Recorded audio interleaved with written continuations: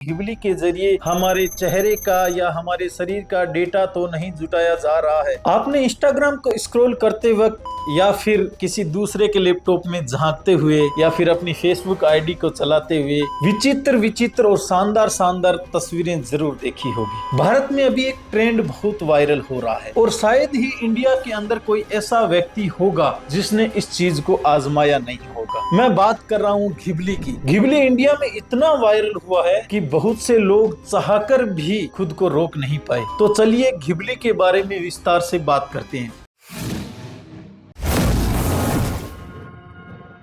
दरअसल घिबली एक जापानी एनिमेशन फिल्म स्टूडियो है। इसकी स्थापना 15 जून 1985 में हुई थी और इस स्टूडियो का मुख्यालय कागनोई टोक्यो में है। स्टूडियो अपनी एनिमेटेड फीचर फिल्मों के लिए अच्छी तरह जाना जाता है। जापान में इस घिबली का उच्चारण जिबली किया जाता है। जिबली जिसे भारत में घिबली के नाम से उच्चारित किया जाता है। आइए जानते हैं कि ये कैसे बना। इसके पीछे एक बहुत ही मार्मिक कहानी जुड़ी हुई है। आपको ज्ञात है कि 6 अगस्त 1945 को द्वितीय विश्व युद्ध के दौरान अमेरिका ने जापान के हिरोशिमा व नागासाकी पर एटम बम गिराए थे। 6 अगस्त 1945 को अमेरिका द्वारा हिरोशिमा पर पहला एटम बम गिराया गया। 9 अगस्त को नागासाकी पर दूसरा एटम बम गिराया गया। पूरा शहर जल रहा था और छिपने की कोई जगह नहीं थी और आसमान में अमेरिकी फाइटर जेट आग बरसा रहे थे। इस बमबारी में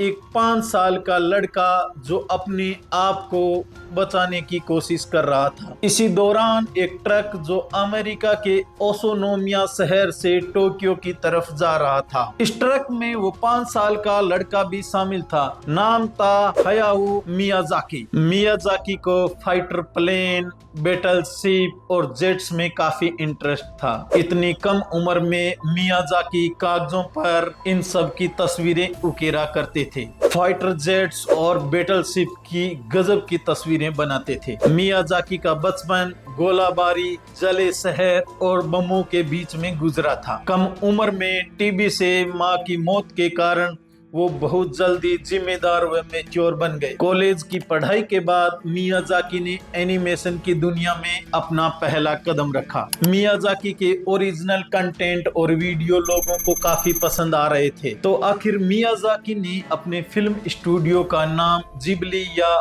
घिबली क्यों रखा, ये भी अपने आप में एक बड़ा सवाल है। जिबली एक इटालियन नाम है जो सेकेंड वर्ल्ड वॉर के दौरान इस्तेमाल हुए एक एयरक्राफ्ट के नाम पे रखा गया है। दूसरा कारण ये है घिबली या जिबली। घिबली का अरबी भाषा के अंदर अर्थ होता है गर्म हवा या फिर रेगिस्तान को चीरती हुई हवा या रेगिस्तान की गर्म हवा। हयाओ मियाजाकी चाहते थे कि ये एनिमेशन की फिल्में जो हमारे स्टूडियो के द्वारा बनाई गई है, ये इन फिल्मों और एनिमेशन के इतिहास को चीरते हुए या फाड़ते हुए निकले। घिबली स्टूडियो के एनिमेशन की दुनिया में आने के बाद में एनिमेशन की दुनिया पूरी तरह से बदल गई। अब तक भारत में एनिमेशन का मतलब बच्चों के कार्टून या फिर कुछ पौराणिक कथाओं के सीरियल के रूप में माना जाता था, लेकिन वर्तमान में खास तौर पर युवाओं के एनिमेशन में बढ़ती रुचि के कारण एनिमेशन की दुनिया में बड़ा बदलाव आने वाला है। बड़े पर्दे पर तो हमारा मनोरंजन बॉलीवुड की चमकती दमकती मूवी या फिर हॉलीवुड की तेज तर्रार फाइट वाली मूवी कर रही थी, लेकिन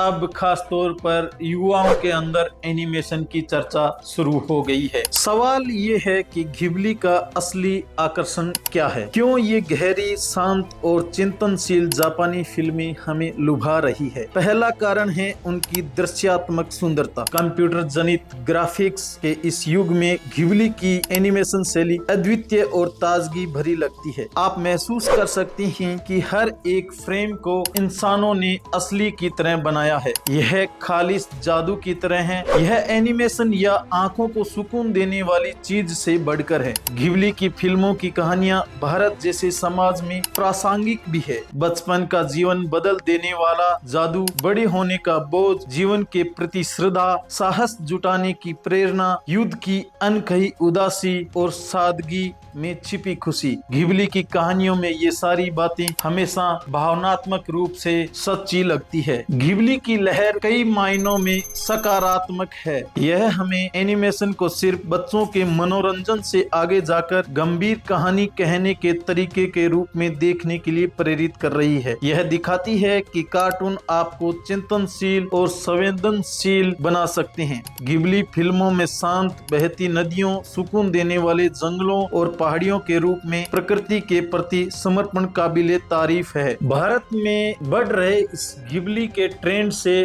कोई भी अभी अछूता नहीं है। खास तौर पर युवा इसके बहुत दीवाने हो चुके हैं।